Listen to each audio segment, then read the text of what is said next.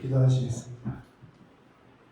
하나님 아버지 감사합니다. 귀한 한 주간의 삶을 보내게 하시고 다시 주님께 나와 예배드리고 말씀 들을 수 있도록 인도하여 주시니 참으로 감사드립니다.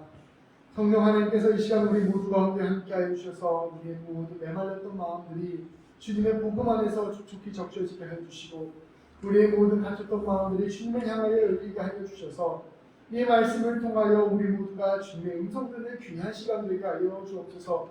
말씀을 통하여 우리의 심령이 회복되고 말씀을 통하여 우리의 삶이 온전히 들어서게 되며 말씀을 통하여 주님 바라보게 되는 귀한 역사를 이루어 주옵소서. 말씀 전한 저에게 함께하여 주셔서 사람의 생각 전하지 아니하게 하시고 오직 주님의 뜻만을 전할 수 있도록 인도하여 주시며 말씀 듣는 우리 모두 가운데 성령님께서 역사하여 주셔서 꼭 필요한 말씀만 우리 가운데 나눌 수 있도록 인도하여 주옵소서. 예수님의 이름으로 기도합니다. 아멘. 오늘 말씀 제목은 하나님께서 원하시는 선택입니다. 우리가 인생을 살아가다 보면 선택을 해야 되는 수많은 순간들이 있습니다. 우리가 진실된 그리스도인들이라면 누구나 그때 어떻게 선택을 하는 것이 하나님의 뜻인지를 묻게 됩니다. 그때 우리는 말씀에 비추어서 깊이 고심하기도 하고 또 목회자를 비롯하여 믿을 만한 믿음의 선배들 또 믿음의 동역자들에게 물어보기도 합니다. 도움이 될 만한 책을 살펴보기도 하고 또 주변의 상황과 형편을 헤아려서 하나님의 뜻을 유추하기도 합니다. 이러한 모든 방법들을 통해 우리는 하나님의 뜻을 구하는 것입니다.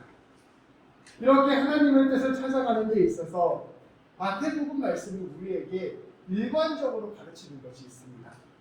그것은 우리 예수님께서 우리에게 가르쳐 주시는 그 하나님의 뜻은 규칙이 아니라 원칙이라는 것입니다.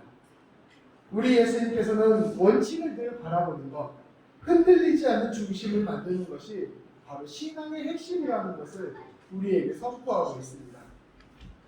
오늘 말씀을 살펴보면 율법사들이 예수님을 찾아왔습니다.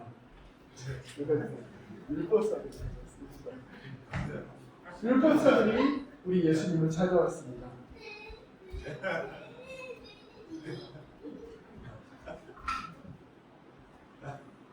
율법사들이 예수님을 찾아왔습니다. 지지난주 말씀의 바리새인들과 지난주 말씀의 사두새인 개인들과는 논쟁이 끝나자 곧 이어서 율법사들이 예수님께 나와 질문하는 것입니다. 우리 34절부터 36절까지 말씀을 함께 보도록 하겠습니다. 우리 함께 공독하겠습니다. 예수께서 사두개인들로 대답할 수 없게 하셨다 함을 바리새인들이 듣고 모였는데 그 중에 한 율법사가 예수를 시험하여 묻되 선생님, 율법 중에서 어느 계명이 크니이까? 아멘. 이 율법사들은 구약의 율법들을 연구하고 탐구하는 사람들이었습니다. 이들은 율법 구절들을 놓고 계속해서 토론과 논쟁들을 하고 있었습니다. 한편에서는 율법 중에서 더 중요한 율법과 좀 덜 중요한 율법이 있다 이렇게 이야기하는 사람들도 있었고 또 다른 한편으로는 무슨 소리냐 율법은 다 중요하다 이렇게 주장하는 사람들도 있었습니다. 율법학자들마다 이 율법 중에서 핵심이 되는 율법이 무엇이냐 이것을 다르게 보기도 하였습니다. 그들은 예수님께서 과연 메시아이고 예수님께서 하나님의 사랑이라면 과연 이 문제를 해결할 수 있을지 시험해 보기로 한 것입니다. 사실 이 적용은 이 질문은 오늘날 우리에게도 그대로 적용됩니다. 성경에 나오는 수많은 말씀들, 규칙들이 있는데 그 규칙들을 오늘날 우리의 삶 가운데 어떻게 적용해야 되는가 그것을 가지고 우리의 삶을 어떻게 선택해야 되는가는 오늘날 우리들의 문제이기도 하기 때문입니다. 예를 들어서 성경 구절 중에 피를 먹지 말라라는 구절이 많이 나옵니다. 그리고 또한 이자를 받지 말라라는 구절들도 매우 강조되는 구절입니다. 그런데 이러한 구절들은 오늘날 우리에게 크게 중요하게 느껴지지 않는 구절입니다. 그러나 다른 한편으로 거짓말하지 말아라, 우상 숭배하지 말아라, 도둑질하지 말아라 이런 구절들은 여전히 매우 중요한 그리스도인의 윤리로 받아들여지고 있습니다. 또한 술 먹지 말아라 이런 윤리는 한때 교회에서는 매우 엄격하게 지켜지는 윤리였는데 요즘은 조금 다양한 방식으로 생각되어지기도 합니다. 말씀을 해석하고 하나님의 뜻을 바라보는 입장 차이가 이 그리스도인들 사이에도 존재하는 것입니다. 그러니까 우리가 말씀을 보면서 어떻게 하나님의 뜻을 찾아가는가, 이것을 우리가 알기가 헷갈릴 때가 있는 것이죠. 이 율법사들이 예수님께 행한 이 질문이 바로 오늘날 우리들의 질문인 것입니다. 무엇이 하나님 말씀의 핵심이 됩니까? 그때 우리 예수님께서 대답하셨습니다. 37절부터 40절까지 말씀입니다. 우리 같이 봉독하도록 하겠습니다. 예수님께서 이르시되 내 마음을 다하고 목숨을 다하고 뜻을 다하여 주 너의 하나님을 사랑하라 하였으니 이것이 크고 첫째 되는 계명이요 둘째도 그와 같으니 내 이웃을 내 자신같이 사랑하라 하셨으니 이 두 계명이 온 율법과 선지자의 강령이니라. 아멘. 예수님께서는 선포하셨습니다. 내 마음을 다하고 목숨을 다하고 뜻을 다하여 주 너의 하나님을 사랑하라. 사실 이 말씀은 이스라엘 백성이라면 누구나 다 아는 말씀이었습니다. 이스라엘 백성들은 이 말씀을 얼마나 중요하게 생각했는지 이 말씀을 써가지고 손목에 감고 다녔어요. 그리고 이 말씀을 써서 이마에 이렇게 넣고 다녔습니다. 지금도 아주 독실한 유대교인들은 그렇게 하고 다녀요. 이 말씀은 쉐마라고도 불리는 말씀인데 신명기 6장 5절 말씀입니다. 이 말씀을 선포합니다. 네가 너의 온 존재를 다해서 너의 온 마음과 감정을 다해서 또 너가 가진 모든 지성과 생각을 다해서 주 너의 하나님을 사랑하라. 모든 장소, 모든 순간, 모든 상황 속에서 내 하나님을 사랑하라. 이렇게 우리가 진실로 하나님을 온 존재로 사랑할 때 그때 우리의 삶의 방향들이 자연스럽게 결정되는데 그것이 바로 그리스도인들이 지켜야 될 윤리다라고 예수님은 선포하고 있는 것입니다. 예수님께서는 세세한 규칙들을 통해서 우리를 율법주의적인 도덕주의자로 만드는 것이 아니라 진실로 사랑을 깨닫고 사랑에 붙들려서 사랑하는 사람으로 우리를 만드시고자 한 것입니다. 그리스도인들은 마음의 중심으로부터 변화되는 사람들입니다.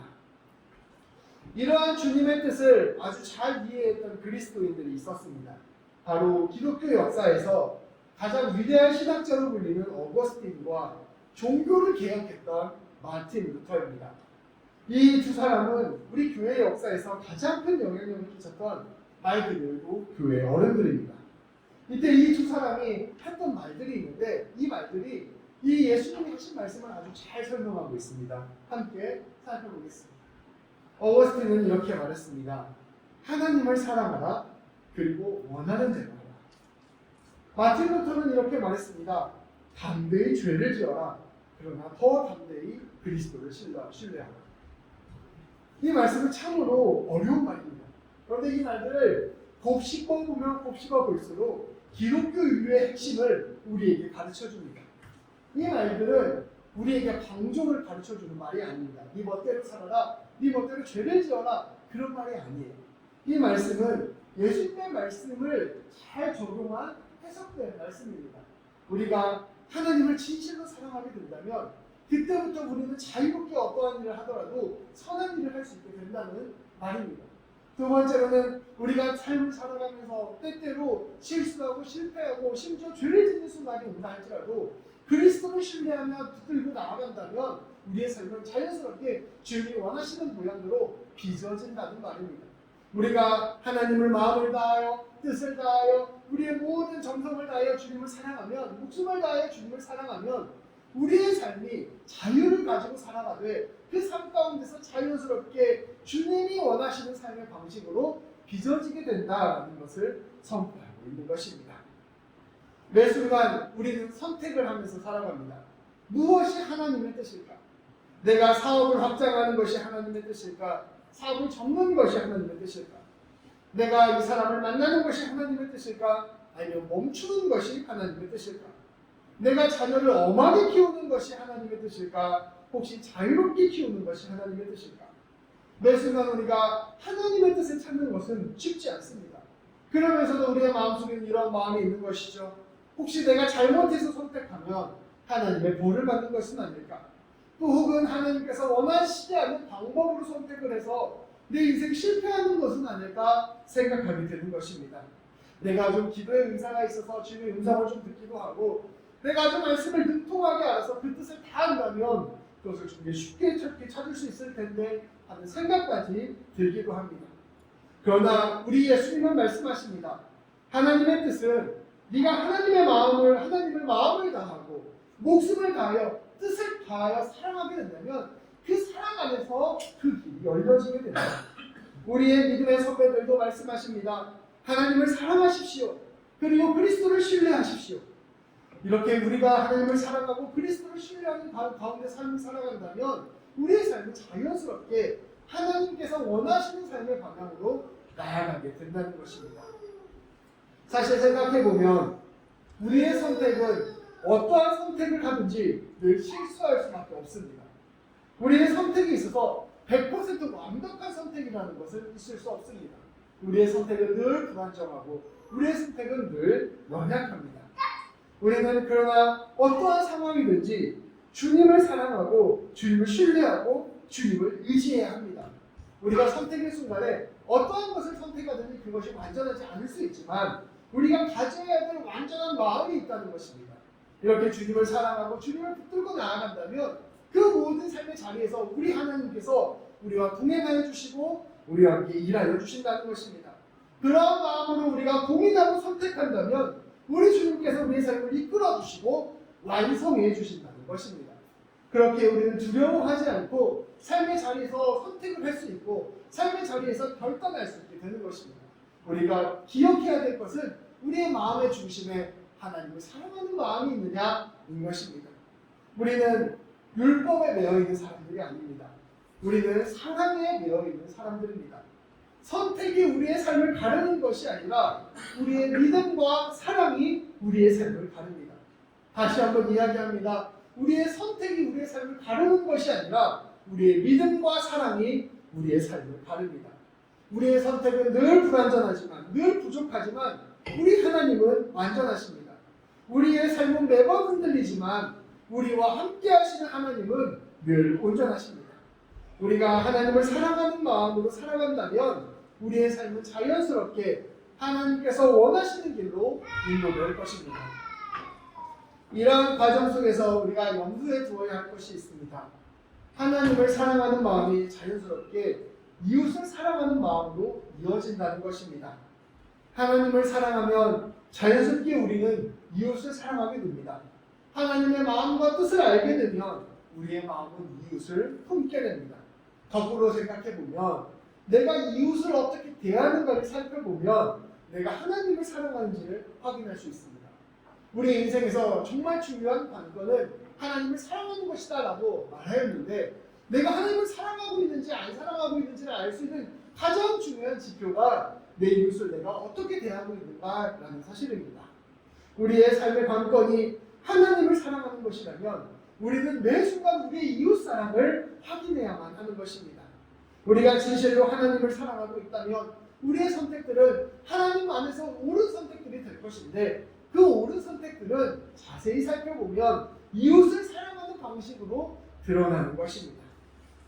정리해보면 우리는 무엇보다 하나님을 사랑하는 상태에 놓여 있어야 됩니다. 늘 주님을 기억하고 늘 주님을 의지하고 늘 주님께 나와야 합니다. 무엇보다 주님을 사랑하기 위해서는 주님의 은혜를 경험하고 누려야 합니다. 우리가 예배를 통해서 말씀과 기도를 통해서 늘 주님의 은혜를 구하는 것, 이 주님의 은혜를 깊이 경험함으로 말미암아 자연스럽게 하나님의 사랑이 키워지는 것입니다. 그리고 이 주님의 사랑이 자연스럽게 내 이웃을 향한 사랑으로 이어지고 있는지를 우리는 살펴야 합니다. 주님의 은혜를 경험하는 사람은 반드시 이웃을 사랑하는 사람이 되어 있습니다. 그 사랑 안에 있을 때 우리의 모든 선택은 자연스럽게 주님이 원하시는 선택으로 되어 있을 것입니다. 이와 같이 주님께서는 우리가 지켜야 될 말씀의 핵심을 선포하시고 최종적으로 바리새인들에게 질문하였습니다. 41절부터 46절까지 말씀입니다. 한 절씩 교독하도록 하겠습니다. 바리새인들이 모였을 때 예수께서 그들에게 물으시되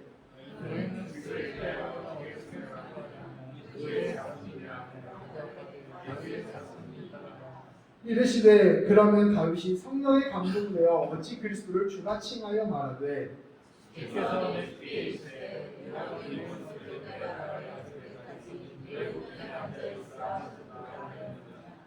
다윗이 그리스도를 주가 칭하였은즉 어찌 그의 자손이 되겠느냐 하시니 아마도 내게 나타나고 그다음부터 가는 길에 문자로 가라. 아멘. 말씀의 마지막 토론의 마지막입니다. 예수님께서는 바리새인들에게 물으셨습니다. 너희는 그리스도 곧 메시아에 대해서 어떻게 생각하느냐? 그리스도는 그리스 말이고요. 메시아는 유대 히브리 말입니다. 똑같은 말이에요. 똑같이 이 기름 부음 받은 자라는 뜻인데 하나님께서 보내주신 새로운 구원자 메시아를 뜻하는 말이었습니다. 너희는 이 그리스도를 대해서 어떻게 생각하느냐? 이 메시아가 누구의 자손이라고 선포되고 있느냐라고 바리새인들에게 물었습니다. 좀 뜬금없는 질문 같잖아요. 근데 바리새인들이 이와 같이 대답하였습니다. 다윗의 자손이 그 메시아가 될 것입니다. 이 바리새인들은 다윗 왕의 후손 중에서 메시아가 나올 것이라 믿었고 그 메시아가 새로운 왕국을 세울 것이라 믿었습니다. 그들이 생각하는 그 왕국은 율법을 철저히 지키는 나라, 하나님의 능력으로 모든 외세를 물리치는 나라, 성전을 회복시키는 나라였습니다. 이 바리새인들은 이 로마의 지배를 받고 있는 이 이스라엘을 해방시켜줄 구원자가 올 것인데 이 구원자는 다윗의 직계 혈통으로부터 온다고 믿었어요. 그리고 그 메시아가 실제로 이스라엘에 온다면 저 로마 제국을 물리치고 옛날 다윗 왕국처럼 위대한 그리스도의 나라, 그 메시아의 나라가 만들어질 것이라 믿었습니다. 이것을 이 바리새인들이 대답하는 것입니다. 그런데 예수님께서 선포하신 새로운 하나님의 나라, 그 일을 이루시는 메시아는 그들의 생각과 달랐습니다. 예수님께서는 시편 110편 말씀을 인용하셨습니다. 아까 예수님께서 하신 말씀이 이 말씀을 인용한 거예요. 제가 보도록 하겠습니다. 여호와께서 내 주에게 말씀하시기를 내가 내 원수들로 내 팔판이 되게 하기까지 너는 내 오른쪽에 앉아있으라 하셨구나. 이 시편 110편 말씀은 다윗이 한 말인데요. 여기에서 이상한 점이 나옵니다. 첫 번째로는 여호와가 있고 두 번째는 내 주가 있어요. 보통 하나님을 주님이라고 불렀는데 여호와께서 또 다른 주님에게 말씀하고 있다는 것이죠. 그래서 이 다윗이 주님이라고 고백하는 사람이 누구냐라는 질문들이 유대인 사이에 있었습니다. 그때 많은 유대인들은 이 주가 그리스도다, 메시아다라고 고백을 하고 있었어요. 이 고백을 그대로 가지고 와서 바리새인들에게 물어본 것입니다. 너희는 이 주가 누구라고 생각하느냐? 이 주가 바로 메시아 아니더냐? 만약 다윗이 이 메시아를 주님이라고 고백했다면 어떻게 간단하게 이 메시아를 다윗의 자손이라고만 볼 수 있겠느냐? 어떻게 간단하게 다윗의 왕국을 회복시키는 사람으로만 볼 수 있겠느냐? 메시아는 하나님이 아니겠느냐라고 말씀하고 있는 것입니다. 메시아는 그저 다윗의 자손으로 이스라엘 왕국을 새롭게 세울 사람으로 그치는 것이 아니라 온 세상 가운데 하나님의 나라를 드러내고 무엇보다 하나님의 사랑을 선포할 주님이라는 것을 드러내실 것입니다. 이 두 개의 말씀을 종합하여 우리가 함께 살펴보면 우리의 삶의 선택에서 가장 중요한 것은 다름 아닌 하나님을 사랑하는 것. 그런데 이 하나님의 사랑을 우리가 어떻게 알 수 있느냐? 우리의 주님이시오 우리의 메시아가 되시는 예수님을 통하여서 알 수 있다라고 우리 주님은 전하고 있는 것입니다. 그래서 우리가 날마다 예수님을 바라보고 예수를 묵상할 때 우리는 진실로 하나님의 사랑을 깨달을 수 있고 그 사랑 안에서 참된 선택을 할 수 있다는 것입니다. 말씀을 정리하겠습니다. 그 책 중에 한국 책 중에 나는 죽을 때까지 재미있게 살고 싶다라는 책을 쓴 이군후 박사님이라는 분이 계십니다. 유튜브 검색에도 이분 강연이 좀 나오거든요. 근데 이분이 정신과 의사신데요. 설문조사를 했어요. 사람들한테. 어떤 사람들한테 설문조사를 했냐면 요양원에서 돌아가시기 직전의 사람들에게 설문조사를 했습니다. 설문조사의 내용은 이렇습니다. 다시 태어난다면 어떻게 살고 싶습니까? 이제 인생의 마지막을 목전에 두셨는데 다시 태어난다면 어떻게 살고 싶습니까? 그것을 주관식으로 쓰게 했어요. 주관식으로. 그래서 사람들이 수많은 선택들을 해왔는데 지금까지 해왔는데 그 가운데서 무엇을 가장 후회했고 어떻게 하면 내가 내 인생을 다시 잘 살 수 있을까? 그것을 고민하는 답을 써보게 했다는 것입니다. 1등부터 3등까지 이렇게 뽑아왔는데요. 그 사람은 그 많은 사람들이 쓰는 것 중에 첫 번째, 두 번째, 세 번째가 있다는 거예요. 근데 첫 번째 답이 무엇이었는지 혹시 아십니까? 사람이 죽기 전에 무엇을 가장 후회한다? 그 첫 번째 답이 내 마음대로 살지 못했다입니다.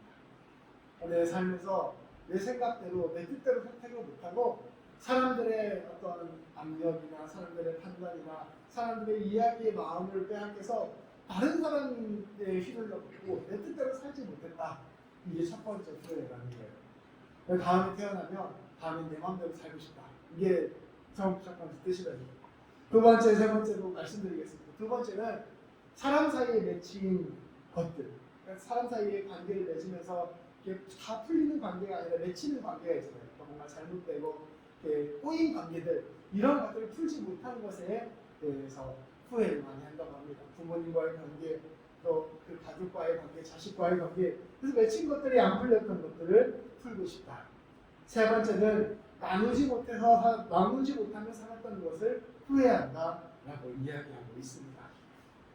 저는 이제 이 이야기를 들으면서 이런 생각을 해보았습니다.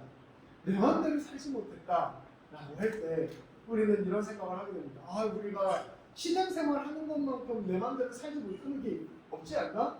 전부 다 하나님의 뜻대로 살아야 되는데 계속해서 하나님이 주신 규칙대로 살아가면 나도 예수 믿고 난 다음에 죽을 때쯤 되면 조금 편하게 살다가 한 80살쯤 됐을 때 예수 믿을까? 이런 생각하지 않을까? 이런 생각들을 좀 해보게 됐습니다.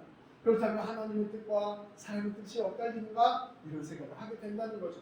그런데 오늘 말씀에 비추어 보면 예수님께서 우리에게 규칙이 아니라 원칙을 가르쳐 주셨다는 것을 생각해 보면 이 이야기가 다시 새롭게 해석되는 것을 볼 수 있습니다. 사실 우리 인생을 살펴보면 우리가 내 마음대로 하면서 살 수 있는 사람이 몇 명이나 있겠습니까? 내가 엄청난 재산이 있고 엄청난 권력이 있어도 사실 자기 마음대로 살 수 없는 게 인간의 운명과 같습니다. 그런데 자기 마음대로 살 수 있는 방법이 있습니다. 내가 내 일을 하면서 내 삶을 살아가면서 내가 관계를 맺어가면서 모든 것들을 자기 뜻대로 할 수 있는 방법이 있어요. 그 방법이 뭘까요? 그 방법은 그것을 사랑하는 겁니다. 내가 내 일이 있을 때 이 일이 내 안에서 사랑되지 않으면 그 하는 모든 일이 구현이 됩니다. 내가 그 일에 노예가 돼요. 근데 내가 그 일을 사랑하게 되면 그 일이 나에게 기쁨이 됩니다. 내가 자녀를 키우는데 자녀를 사랑하지 않으면 자녀를 키우는 모든 일이 엄청난 중노동이 됩니다. 그런데 내가 자녀를 사랑하게 되면 때때로 그 일이 힘든 일이 되지만 그 일이 기쁨이 됩니다. 우리가 진실로 우리의 삶 가운데 자유를 얻을 수 있는 방법은 그것을 진실로 사랑하는 것으로부터 비롯됩니다. 우리 예수님께서 또 성경 말씀을 우리에게 가르쳐 주는 것을 규칙으로 생각하게 되면 그때부터 그것은 우리의 삶을 전부 다 후회하게 만드는 어떤 우리의 굴레가 되어버려요.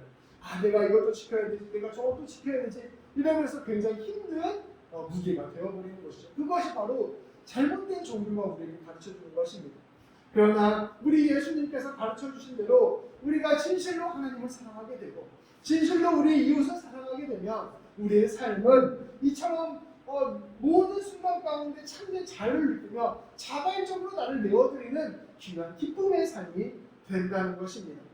예수님께서는 삶의 세세한 규정을 가르쳐주신 것이 아니라 이렇게 삶의 길을 스스로 선택할 수 있는 가장 근본적인 원칙을 우리에게 가르쳐 주신 것입니다. 사람 사이에 맺힌 것들, 또 나누고 살고 싶다는 것, 사실 이것도 하나로 묶어보면 사랑 안에서 해결될 수 있는 것입니다.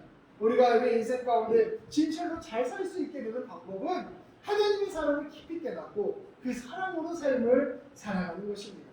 온 마음을 다해, 목숨을 다해, 뜻을 다하여 사랑하는 것은 그 사랑함을 통하여 내 존재가 자유로워지고 그 사랑을 통하여 내 삶이 진실로 의미 있는 삶이 되기 위한 가장 근원적인 핵심 원칙이 되는 것입니다.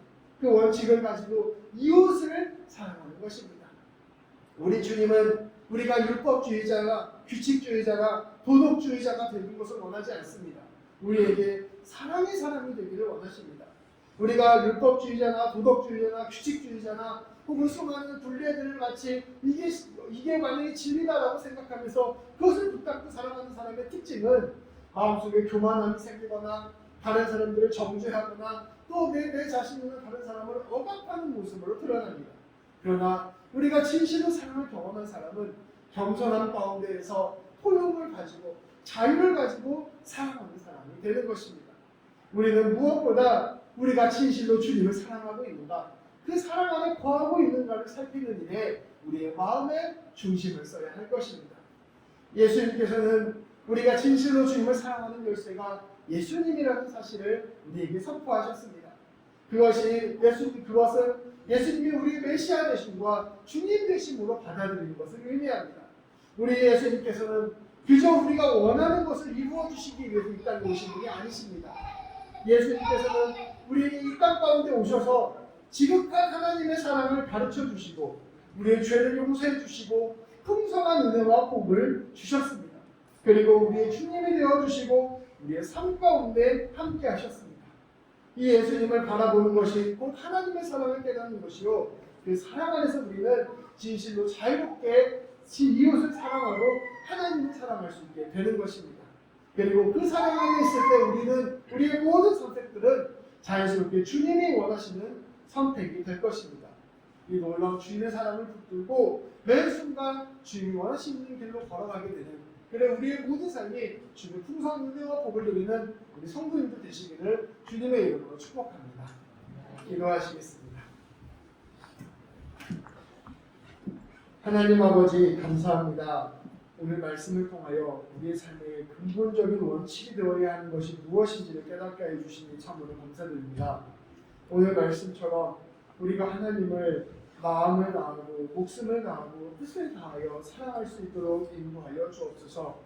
아버지 하나님, 그러한 사랑을 위하여 우리가 진실로 예수 그리스도를 통하여 선포된 십자가 은혜와 사랑과 용서를 깊이 깨달을 수 있도록 인도하여 주옵소서. 그렇게 우리가 사랑을 바라보고 사랑하는 자 되게 하여 주셔서 그 모든 사랑 안에서 누리는 참된 자유를 누리는 우리 모두가 되게 하여 주옵소서. 우리의 인생이 그저 아버지 누군가에게 끌려가고 그저 아버지 해야 될 일들을 하고 매 순간 우리 슬픔과 절망 가운데 살아가는 삶이 아니라 그 모든 순간 가운데 주님의 사랑을 경험함으로 말미암아 그 사랑의 힘으로 하루하루를 승리하는 귀한 삶이 될 수 있도록 인도하여 주옵소서. 예수님의 이름으로 기도합니다. 아멘.